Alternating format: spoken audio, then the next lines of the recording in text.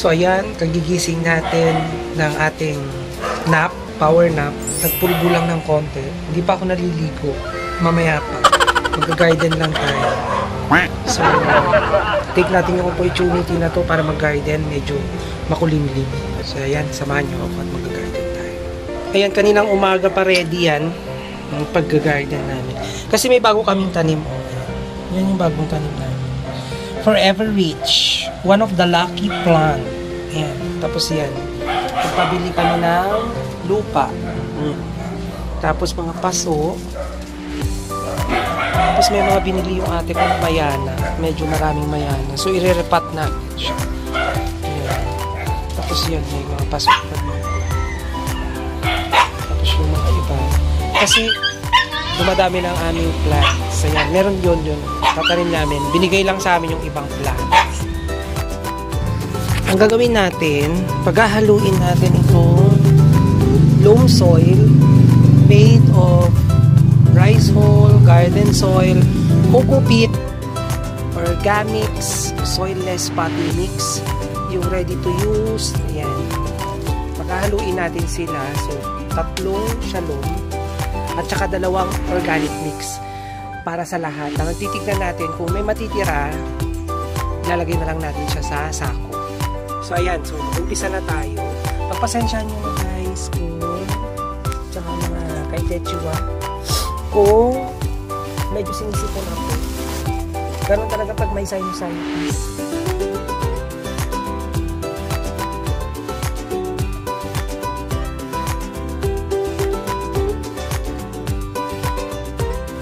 Mix natin.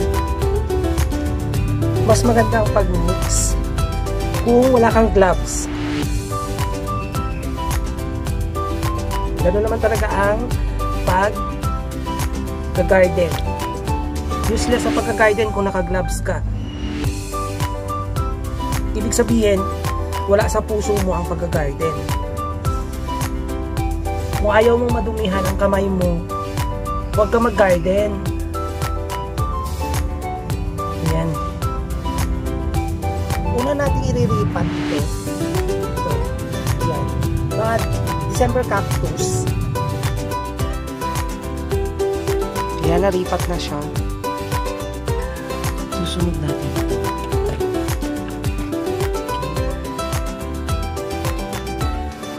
Coleus plant to. So, lagyan natin siya ng half soil. Careful natin siyang tatanggalin sa kanyang plastic.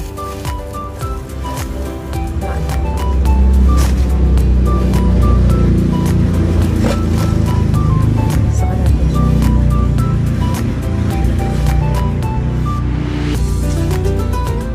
Then, lagyan natin siya ng soil.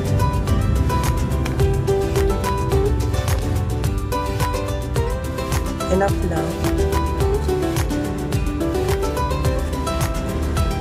Yung naputol, nasa ilagay natin. Sayang. Pwede namang magpatubo ng cuttings.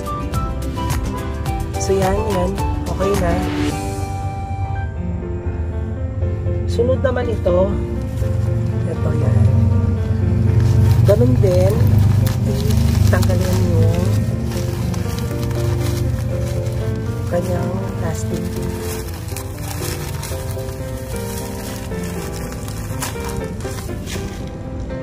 Saka natin ilagay sa pot.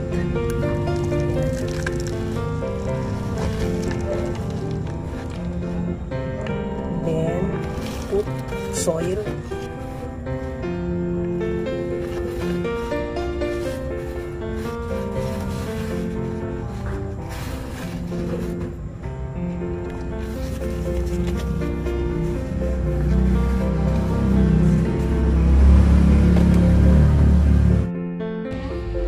Ito pa yung mga iba-ibang varieties ng Coleus plant. So, saka natin titignan. Ire-repat natin lahat yan.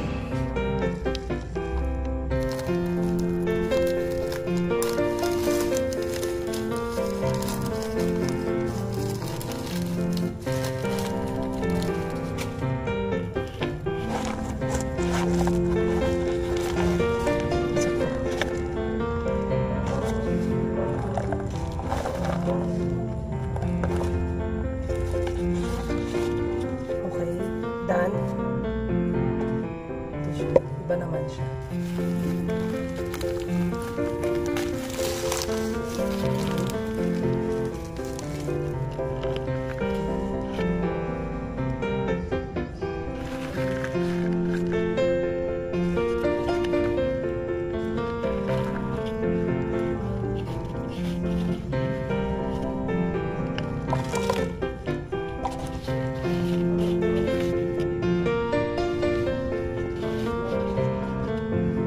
Okay, yan. Ito pa, ibang variety pa. Yan. So, Coleus plants are known dahil hindi sa kanilang magagandang bulaklak. May mga bulaklak din sila. Kasi kung makikita nyo sa ibang vlogs ko, may mga bulaklak sila.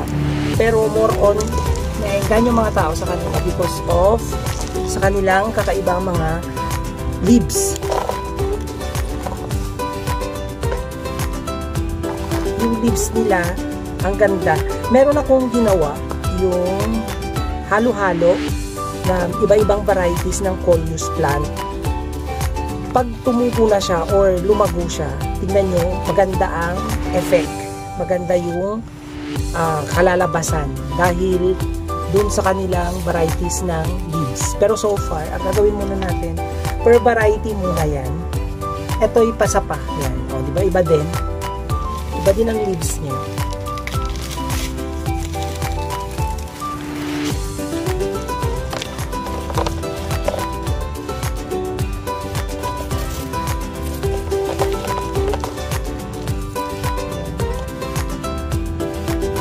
Lagyan natin siya ng base. And then, ilagay natin siya. Okay. Saka natin haluan siya ng soil mixtures. Tips lang, kaya ko tinatanggal siya sa plastic na black na pinagpapatubuan ng halaman kasi pag hindi naripat, mainit, maaaring mabulok yung roots. So, kaya nililipat siya.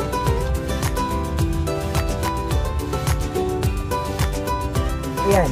So, okay na. Ito meron din nung last time tayong naniripa. Pero, binigay kasi sa ate ko. So, syempre, alagaan pa rin natin. Pagkabigay, bigay po. So, dagdag sa collection ng Coleus plant. Okay, ayan. Lagyan na natin siya ng soil.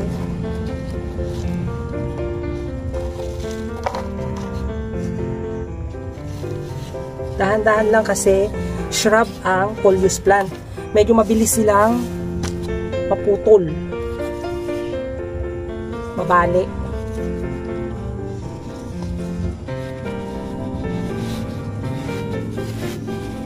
Push natin konti. Huwag naman masyado. Yan.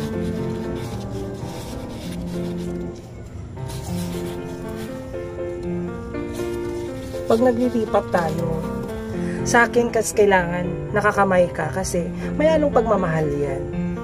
Paano tutubo yung halaman kung hindi mo hahaluan ng pagmamahal? Diba? Ikaw ba, pag nagpo-produce ng tao, kailangan, diba? Kailangan may pagmamahal. So, ayan. Okay. Another one, ayan. Ito, mas maraming green yung kanyang leaves.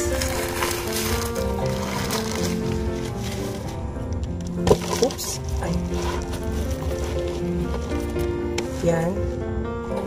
Lagyan natin siya ng salt.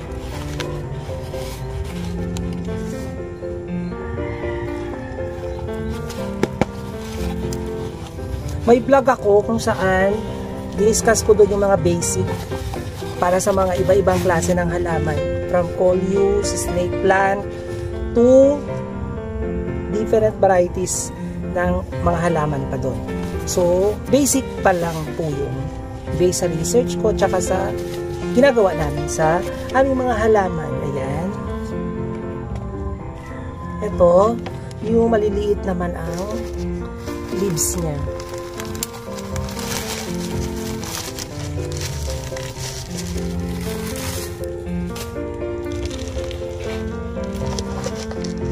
Oops. Pag malulunod siya, huwag mo siyang lunurin. Yan. Tama lang para lumitaw yung halaman. So yan. Okay. Ang pagtatanim naman, passion yan. Kumbaga kahit pa gaano kadami ang mga gadgets mo. Meron pa yung iba, may mga pang ano pa ng lupa. Kung tuyo na ba yung lupa, pwede nang diligan, ganyan. Kung walang pagmamahal, kung hindi mo siya aasikasuhin, wala rin yan. So, okay na. Namumulak-lak to na chorus.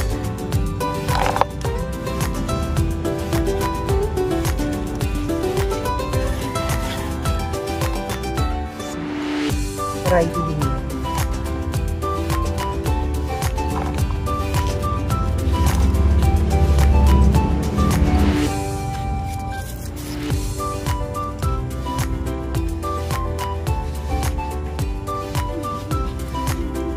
Yung snake plant na binigay sa ate ko, bagong variety ito, green na green siya. Yan.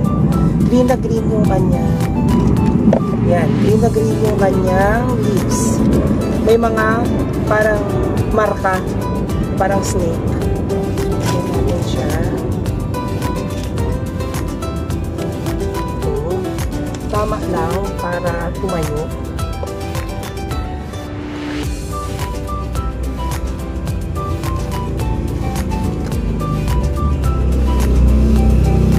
Siguraduhin nyo na yung pot may butas, kagaya nung sinasabi ko sa vlog ko na una, para yung water na excess mawala, at saka para hindi maraten yung roots, kasi yun yung kalaban nila, mararaten yung roots. So ayan, okay na. Yan. Ilipat din natin ito kasi nag-yelo. Matagal na kasi siya dito. Mainit kasi ito itong plastic na to. So yan. So dahan-dahan na. Kasi may mga roots na to. Dahan-dahan lang. Yan.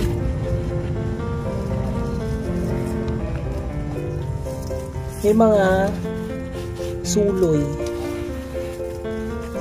Sa amin sa Ilocos, saringit ang tawag.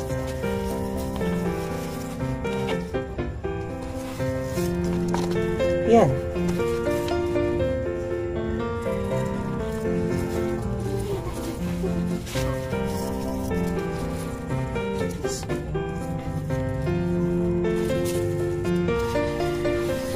Yan.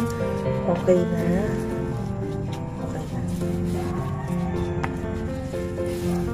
Ito yung stackable pot na binili namin. Susubukan natin siyang taniman ng coleus at saka ng photos. Ayan. Ganyan siya. Ayan. So yan, tanim natin.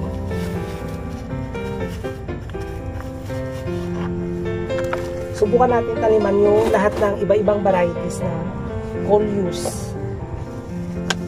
Nilagay nila sa baso. So patubukan.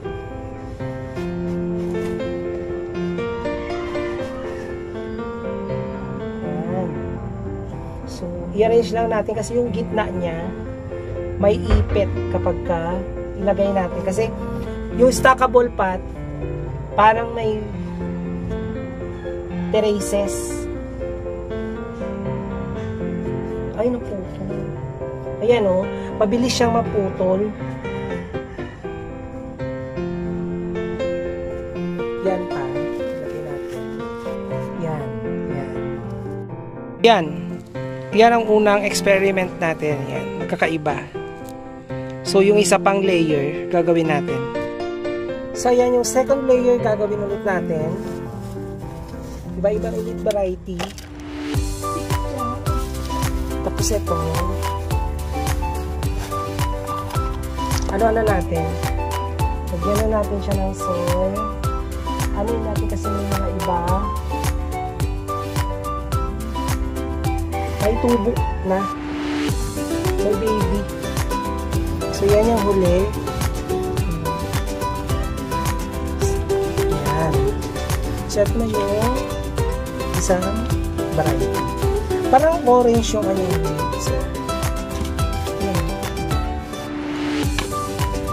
So, yan. Ang pang-apat na layer, subukan natin tong photos. Yan. May nahingi kami. So, dito sa stackable pot din natin siya ilagay. Ang stackable pot kasi meron siyang parang areas, 4 na sides. Pasensya na maraming motor. Busy na kasi yung street namin kasi mula nung merong bikers hub sa taas, yung Valentine special ko, pinakita ko sa inyo. Baka gusto nyo mamasyal, maganda doon, lalo na sa mga nagbabike, nag-jogging, ganyan. Kaya medyo maingay na.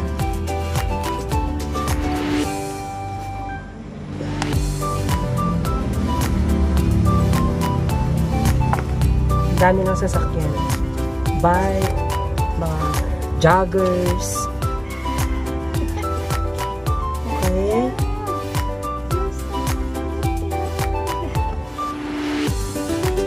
So, ayan. Naitanim na natin ang photo. Silagay na natin siya. So, yan. Yan lahat ang ating naripat. Yan, oo. Yan. Yan yung sinasabi ko kanina na stackable pots. Nilagyan natin. Yan. Yan. Meron kami mga maliliit dyan kasi gagawin namin, magpapatubo, tapos magbebenta kami. Yan. So, meron pang mga natira. Kung ikaw ay hindi pa nakasubscribe sa aking channel, mag-subscribe ka na. Pakihit mo na rin po yung notification bell sa baba para ma-update ka kapag may bago akong upload na video. Huwag din pong kalilimutan na mag-like, gumawa ng comment, at higit sa lahat, share my videos.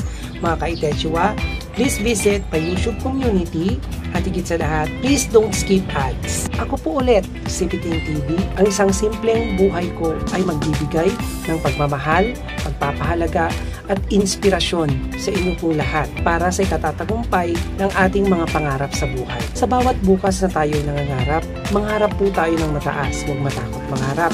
Dahil ang pangarap ay libre. Ngunit sa bawat bukas na tayo gumigising, magtatagumpay po tayo kapag tayo ay may sipag at tiyaga.